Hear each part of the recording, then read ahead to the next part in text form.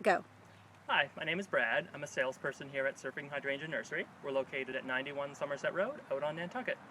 And I thought it would be a good thing to talk about summer pruning on Wisteria to follow up on my little video we did on winter pruning. So it's a good idea first, before you tackle big vines, to keep in mind your overall objectives. And those would be to cover the support and to create flowers next to the main framework of the vine. In summer pruning, particular objectives would be to keep the vine in bounds, and to increase sun exposure into the center of the vine, and also to continue to help it to cover its support.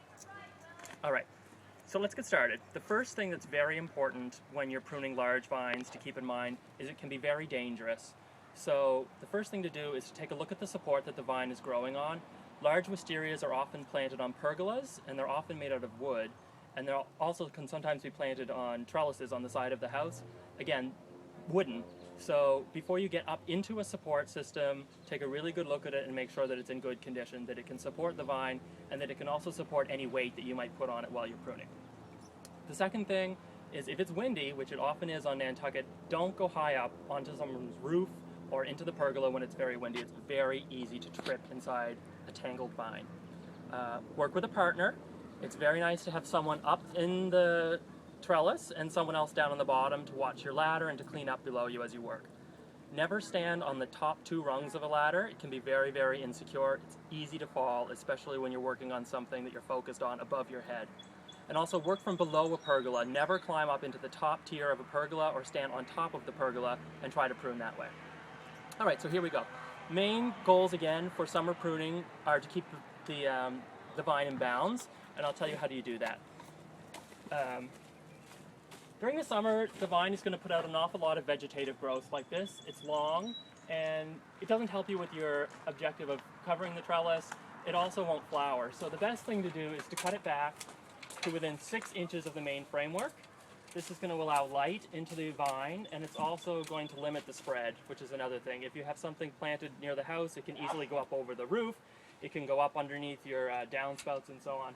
So you just nick them all off. You don't need to be very scientific about it. You know, in the winter, we're going to do a much more detailed pruning, so that's it. Just whack it off at the edges of all the trellis and any area that you don't want it to be. So that's the first thing. So we'll shorten anything that's out of control. And then the second thing is to reduce any unnecessary long shoots that are from the bottom of the plant. And I brought this one here. This is a better example. It has a lot of really long lateral growth that's growing sideways from the bottom of the plant. And with these guys, as I mentioned earlier, if you let them grow, they're going to root like crazy all along the ground. And when people talk about wisteria being particularly invasive or aggressive, this is what's happening. They're rooting and running along the ground, along the side of the house, into the woods, etc. So we really want to get rid of these. Any of these really long shoots just have to go. And as you're pruning away, keep in mind if there's any areas on the support that we want to cover. We could certainly maintain 1 or 2 of the long vines and use them to cover the trellis. Just tie them in, and away you go. So that's it. Summer pruning on wisteria. Do it. It's very important. It's going to help you have beautiful flowers, and it's going to keep the vine in check. Thanks again.